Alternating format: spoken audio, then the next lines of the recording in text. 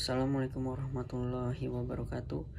Perkenalkan, nama saya Ariza Zaidan Fazlin dari Prodi Ilmu Pemerintahan angkatan 24 kelas B. Di sini saya akan menjelaskan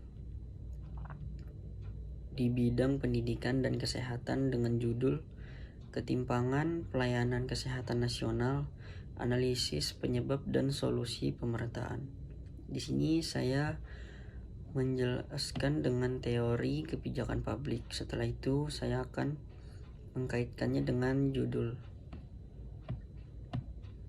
Topik umumnya yaitu ketimpangan kualitas pelayanan kesehatan di Indonesia dan upaya untuk mewujudkan pemerataan layanan kesehatan. Hipotesis ketimpangan pelayanan kesehatan nasional terjadi karena tenaga medis yang kurang fasilitas dan alokasi dana yang tidak merata. Di sini saya akan menjelaskan teori kebijakan publik. Menurut Abdul Wahab, istilah kebijakan sering digunakan sebagai pengganti istilah seperti tujuan atau goals, program keputusan, undang-undang, ketentuan, usulan, dan juga rancangan. Kebijakan adalah pedoman atau aturan yang digunakan untuk melakukan tindakan. Aturan tersebut bisa sangat sederhana atau bahkan kompleks dan dapat bersifat umum atau khusus. Sesuai dengan makna kebijakan yang disampaikan oleh United Nations, Frederick, bahwa kebijakan itu merupakan serangkaian tindakan yang diusulkan oleh individu, kelompok, atau juga pemerintahan dalam lingkungan tertentu. Tindakan ini mempertimbangkan hambatan dan peluang yang ada untuk melaksanakan kebijakan tersebut untuk mencapai sasaran tertentu. Sedangkan pengertian kebijakan publik itu sendiri dijelaskan juga oleh beberapa ahli, salah satunya yaitu Die, bahwa kebijakan negara sebagai apapun yang dipilih pemerintah itu untuk dilakukan atau tidak dilakukan. Dia mengatakan pemerintah itu memilih untuk melakukan sesuatu yang harus dan ada tujuannya dan bersikap objektif serta meliputi semua tindakan.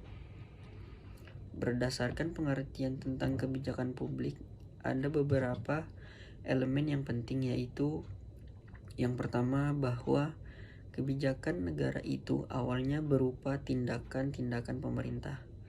Yang kedua, kebijakan negara itu tidak cukup hanya dinyatakan, tapi juga dilakukan dalam bentuk yang nyata. Kemudian yang ketiga, kebijakan harus ditujukan untuk kepentingan masyarakat. Yang keempat, kebijakan untuk melakukan atau tidak melakukan sesuatu harus dilandasi dengan maksud dan tujuan tertentu.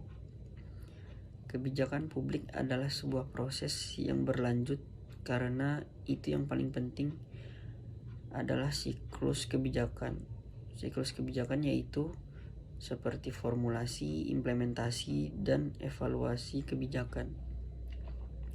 Teori kebijakan publik memiliki kerangka penting untuk memahami permasalahan. Proses kebijakan publik yang terdiri dari identifikasi masalah, agenda setting, perumusan kebijakan, pengesahan, implementasi, dan evaluasi menjadi poin penting dalam memahami kenapa ketimpangan pelayanan kesehatan ini masih sulit diatasi. Ketimpangan pelayanan kesehatan masih sering muncul dari proses perumusan kebijakan yang tidak memperhitungkan kebutuhan spesifik daerahnya. Dalam proses agenda setting, isu-isu yang penting dari daerah miskin sering tidak mendapat perhatian karena terbatasnya akses ke daerah. Padahal perumusan kebijakan yang efektif itu harus menyediakan berbagai kebutuhan dan kondisi sosial ekonomi yang beragam, agar kebijakannya bisa berdampak luas. Ketika kebijakan itu sudah dirumuskan, Permasalahan lain muncul dari tahap implementasi.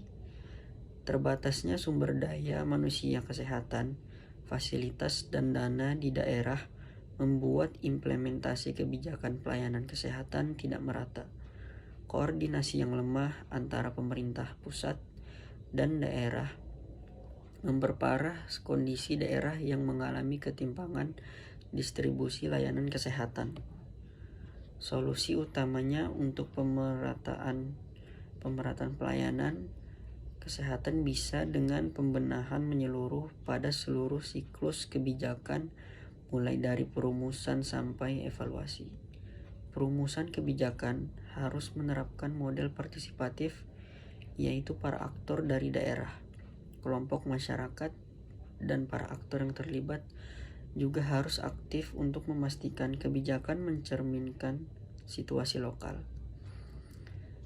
Dalam tahap implementasi, penguatan kapasitas aparatur birokrasi di daerah sangat penting lewat pelatihan, peningkatan sarana kesehatan, dan alokasi dana yang adil.